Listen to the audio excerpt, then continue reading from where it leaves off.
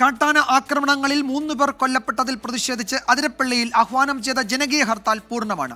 വെറ്റിലപ്പാറയിൽ road ഉപരോധിച്ച നാട്ടുകാരെ police കസ്റ്റഡിയിലെടുത്തു. അതിനിടെ അതിരപ്പള്ളിയിലെ ജനവാസ മേഖലയിൽ വീണ്ടും കാട്ടാനകളെത്തി. ജനകീയ സമിതിയും വിവിധ രാഷ്ട്രീയ പാർട്ടികളും ആഹ്വാനം ചെയ്ത ഹർത്താലിൽ കടകൾ അടഞ്ഞുകിടക്കുകയാണ്. അതിരപ്പള്ളിയുടെ പ്രവേശന കവാടമായ അരൂർമൊഴി വെറ്റിലപ്പാറയിൽ നാട്ടുകാർ റോഡ് ഉപരോധിച്ചു. വിനോദസഞ്ചാരികളുടെ വാഹനം തടഞ്ഞു. പ്രതിഷേധക്കാരെ പോലീസ് കസ്റ്റഡിയിലെടുത്തതോടെയാണ് ഗതാഗതം പുനഃസ്ഥാപിച്ചത്. കാട്ടാനാക്രമണം തുടരുന്ന അതിരപ്പള്ളിയിൽ പ്രത്യേക RRT നിയോഗിക്കണം എന്നാവശ്യപ്പെട്ടാണ് ജനകീയ ഹർത്താൽ. RRT സംഘത്തെ നിയോഗിക്കണം.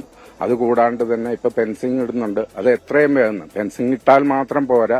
ഫെൻസിംഗ് ഇട്ട് കഴിഞ്ഞാൽ അതിന്റെ മെയിന്റനൻസ് അത് അത്യാവശ്യമായിട്ട് അത് ചെയ്യണം. RRT ഇടണം. ഇവിടെ ഫെൻസിംഗിന്റെ പരിപാടി തുടങ്ങിയിട്ട് കാലങ്ങളായി.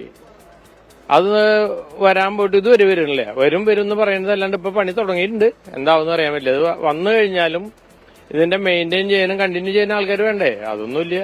അംബിക, സതീഷ്, സെബാസ്റ്റ്യൻ എന്നിവർക്കാണ് കാട്ടാനാക്രമണത്തിൽ കഴിഞ്ഞ 2 ദിവസത്തിനിടെ അതിരപ്പള്ളിയിൽ ജീവൻ നഷ്ടമായത്. അതിരപ്പള്ളി വെള്ളച്ചാട്ടത്തിന് താഴെ കണ്ണൻകുഴിയിലാണ് ഇന്നലെ രാവിലെയും ഇന്ന് പുലർച്ചെയും ജനവാസ മേഖലയിൽ കാട്ടാന ഇറങ്ങിയത്. ഫെൻസിംഗ് തകർത്ത് വീട്ടുമുറ്റത്ത് വരെ എത്തിയ കാട്ടാന വ്യാപകമായി കൃഷിയും നശിപ്പിച്ചു. കാലങ്ങളായുള്ള ആശങ്കയും തുടരുന്ന സർക്കാരിന്റെ അനാസ്ഥയും ഇതിൽ നിന്നെല്ലാം പ്രതിഷേധമായാണ് നാട്ടുകാർ തെരുവിലിറങ്ങിയത്. അതിരപ്പള്ളിയിൽ നിന്ന് സന്തോഷ് ശേഖർക്കൊപ്പം നിതിൻ അംബുജൻ, 24.